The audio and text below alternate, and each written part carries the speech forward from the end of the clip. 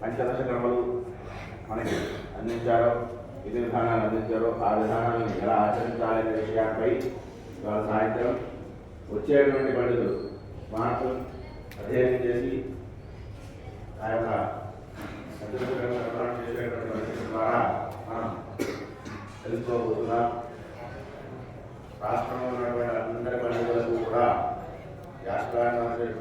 వారి ద్వారా ఆహ్వానాలు పంపడం జరిగింది.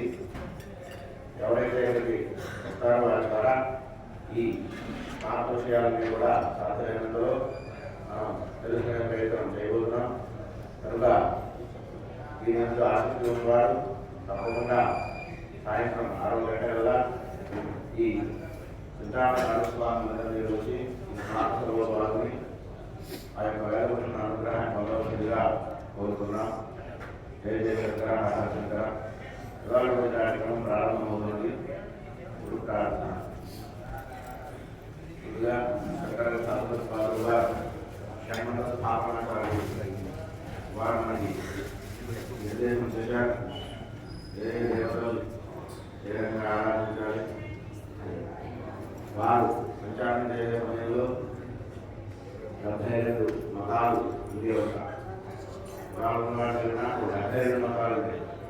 వాటిన్నింటినీ కూడా ఖండన చేసి 6 ఏవైతే వీళ్ళు ఆచరించండి అని చెప్పి పంచాయతీరాన్ని మనకు అందించి పంచాయతీ ప్రముఖంగా 19ని ఆరాధించమని చెప్పు మార్గాలు నిర్దేశించారు. గురుదేవులు వారి యొక్క అష్టోత్తర వారి నామాన్ని గ్రహించి తదుపరి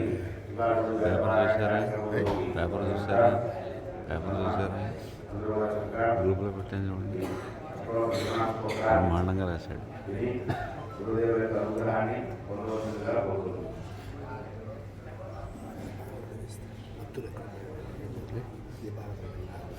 ఎప్పుడు చేస్తున్నాను వస్తాడేమో అనుకున్నాను.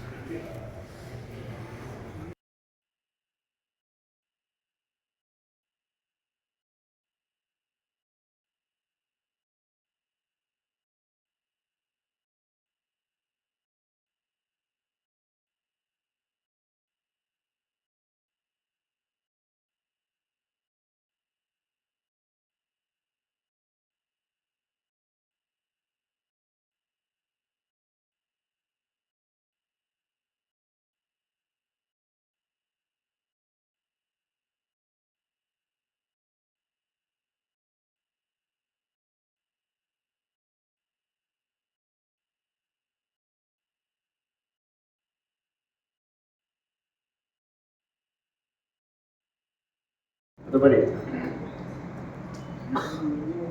శ్రీ చెరుకూరు ప్రసాద్ గారిని వేదిక మీద రావాల్సిందిగా కోరుతున్నాను.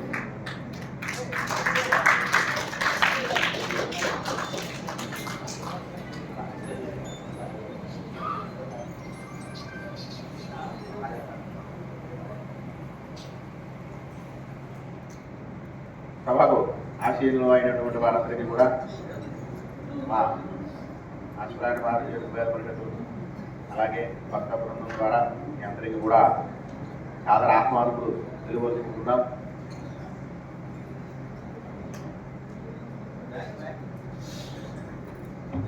అధ్యక్షుల వారికి మన రామం గారు, సభ్యులు రామం గారు పుష్పాలంకరణ చేస్తున్నారు.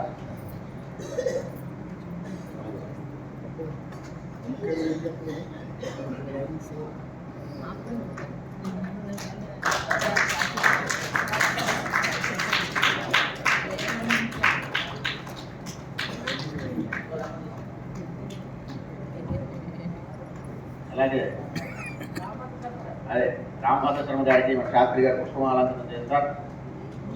చక్కగా పుష్పమాలతో మంగారు చేస్తారు శాస్త్రి గారు. చాలా ఫోటో తీసుకోవాలి. శాస్త్రి గారు ఫోటో ఉందండి.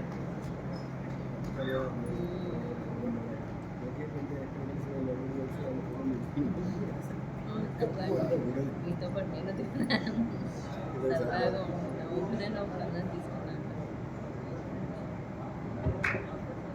తర్వాత శ్రీనివాస్ గారు ఆడిటర్ గారు వారు వచ్చి విశ్వనాథం గారికి పుష్పాలంకరణ చేస్తారు.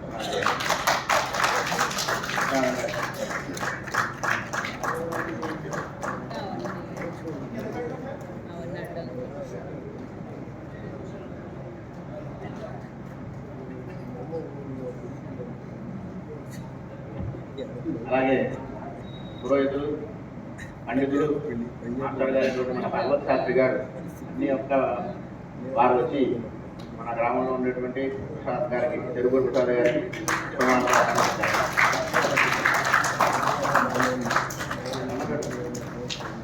వారి యొక్క ఆశీర్వచనం ఎందుకంటే మామూలు విషయం కాదు కదా, అధ్యయనం చేసినటువంటి మహానుభావులే.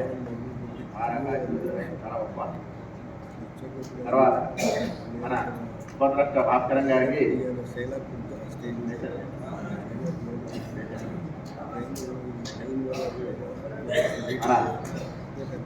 శ్రీనివాస్ గారు పుష్పమాలంకరణ చేస్తారు. భాస్కర్ గారు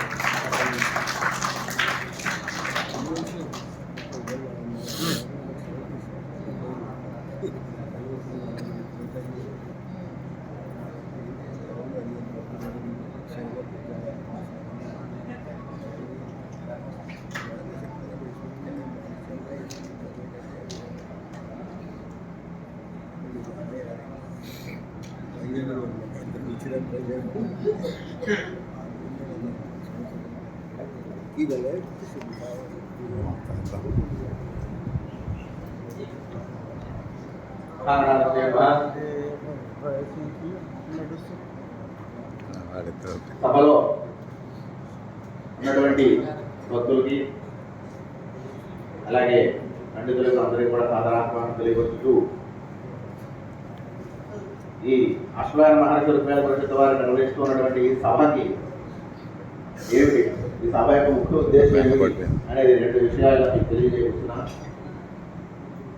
మన ప్రాంతంలో అలాగే రాష్ట్రంలో కావచ్చు విద్యార్థుల సంఖ్య తక్కువగా ఉంటుంది. ఇందులో వర్తమాన కాలంలో శిక్షార్థులు అశ్వరాయణ మహర్షి వారు చేసినటువంటి సూత్రాన్ని అనుసరిస్తూ వారి కర్మల్ని వారు ఆచరణలో తగ్గిస్తున్నారు అనే విషయం మనకి తెలుసుకోవాలి. అలాగే దీన్ని అధ్యయనం చేసిన వారు కూడా తక్కువ అవుతున్నారు అని మనం తెలుసుకోవాలి. ఉదాహరణ ఏం లేదు, మన సభ ఏర్పాటు చేసుకున్నాం, ఇక్కడ మనం చూస్తున్నాం అంటే సంఖ్య అంత తక్కువగా ఈ విషయం పైన ఎంతో మంది పెద్దలు మహాసభ ఏర్పాటు చేయాలి అనే సంకల్పంతో ఎంతో మంది ఉన్నారు. కానీ వేదిక కావాలి, ముఖ్యంగా వేదిక కావాలి. మాట కావాలి, రేపైనా అంటూ వచ్చే అవకాశం ఉంటుంది. అటువంటి వేదికని ఆ విగ్రహ నాయకుడు చింతామణ స్వామి ఇక్కడ అనుగ్రహించారు. అది ప్రత్యేకంగా ఈ ట్రస్ట్ ద్వారా లక్షలాది మహర్షి ద్వారా నిర్వహించడం అనేది చాలా ఆనందదాయకం, చాలా సంతోషమని పెద్దలు అందరూ చెప్పారు. నా మాటగా కాదు, పెద్దలు చెప్పిన మాటని మీ ముందు నేను ఉంచుకున్నాను. అలాగే కొంచెం అందరికీ వెళితే ఈ విషయంలో ముఖ్యంగా ఋగ్వేదులు ఆచరించవలసినటువంటి విధి విధానాలు ఏమిటి అంటే, అన్ని శాఖల వారికి విధి విధానాలు ఉన్నవి. అపస్తమ మహర్షి వారు ఇచ్చినటువంటి విధి విధానాలని విధి శాఖలు అనుష్ఠిస్తూ ఉంటారు. విధి శాఖ వారు వారి యొక్క మహర్షి చెప్పినటువంటి యాజ్ఞవల్క్య మహర్షి చెప్పినటువంటి విధి విధానాలు వారు అనుష్ఠిస్తూ ఉంటారు. అలాగా ఒక్కొక్క శాఖలు ఒక్కొక్క మహర్షి చెప్పినటువంటి విధానాలు వారు అనుష్ఠిస్తూ ఉంటారు. ఇందులో ఋగ్వేదం విషయంగా చూస్తే ఇక్కడ 5 మహర్షులు ప్రత్యేకంగా ఈ ఋగ్వేదులకి కొన్ని విధానాలు ఏర్పాటు చేశారు. ముఖ్యంగా ఆశ్వలాయన మహర్షి, మనకు ఈ యొక్క సంస్థ పేరు ఆశ్వలాయన మహర్షి ప్రారంభం. ఈ ఆశ్వలాయన మహర్షి ఏం చేశారు, మనకి ఏమందించారు అనే విషయంగా మనం పరిశీలిస్తే, మన మహర్షి షోడశ కర్మలని ఎలాగా నిర్వహించుకోవాలి అనే విషయాన్ని ఆశ్వలాయన మహర్షి తెలియజేశారు.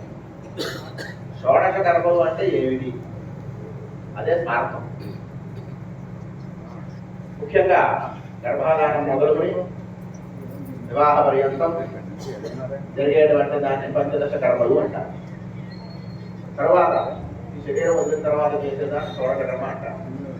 ఈ రకంగా పంచదశ కర్మలు ఉంటాయి. 16 కర్మలు. వీటిని ఇలా అనుష్ఠించండి, ఇలా ఆచరించండి అని ఆశ్వలాయన మహర్షి చెప్పారు.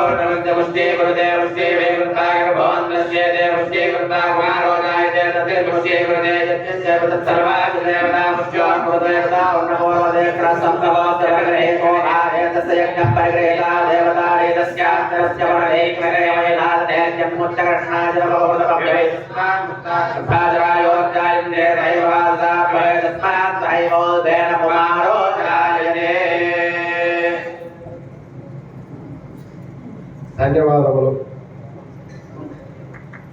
ఈ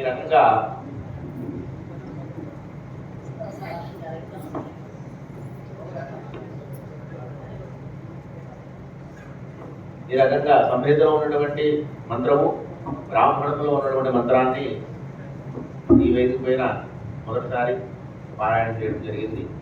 చాలా చాలా చాలా ధన్యవాదాలు, సంతోషం పండితులందరికీ. ఇకపైన ఉన్నవారు పండితులుగా మన ఆహ్వానం మేరకు వచ్చినటువంటి పండితులు ఎవరైనా సరే చక్కనైనటువంటి విషయాల్ని ఈ సభాముఖంగా వేదిక పైన చెబుదామనుకుంటే ఇది తప్పకుండా చెప్పవచ్చు. ముఖ్యంగా ఈ కోనసీమ ప్రాంతంలో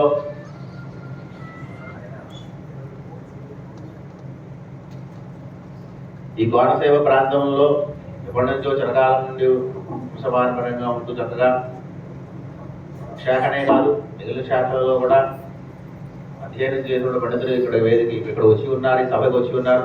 కనుక ముఖ్యంగా చెప్పాలంటే మన కృష్ణయజుర్వేద పండితులు శ్రీ కర్రా దత్త శర్మ గారు ఇక్కడ వేయించేసి ఉన్నారు. వారు శ్రీ కర్రా దత్త శర్మ గారు ఇక్కడ వేయించేసి ఉన్నారు.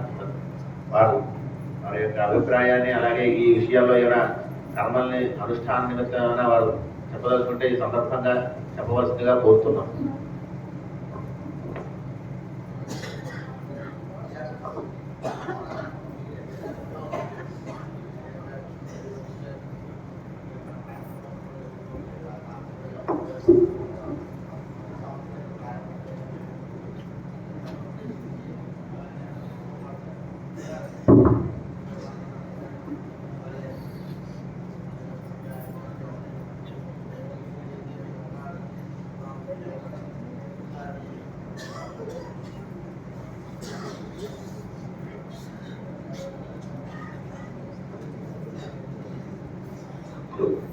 గురుభ్యో నమః. ముఖ్యంగా గురుస్థానంలో ఉన్నటువంటి జగద్గురువులు కంచి కామకోటి పరమాచార్య స్వామి వారికి, శృంగేరి జగద్గురు భారతీ తీర్థ మహాస్వామి వారికి, విజయశేఖర భారతీ తీర్థ మహాస్వామి వారికి, శ్రీ చింతామణి స్వామి వారికి, ఆశ్వలాని మహర్షి వేదభూషణుడికి అనేక సాష్టాంగ నమస్కారం చేస్తూ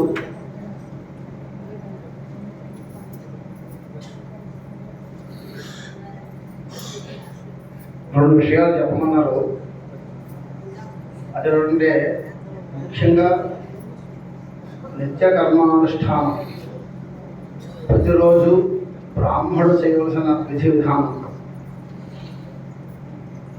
మనం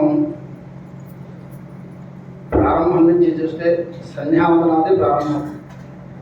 ప్రాతకాలంలో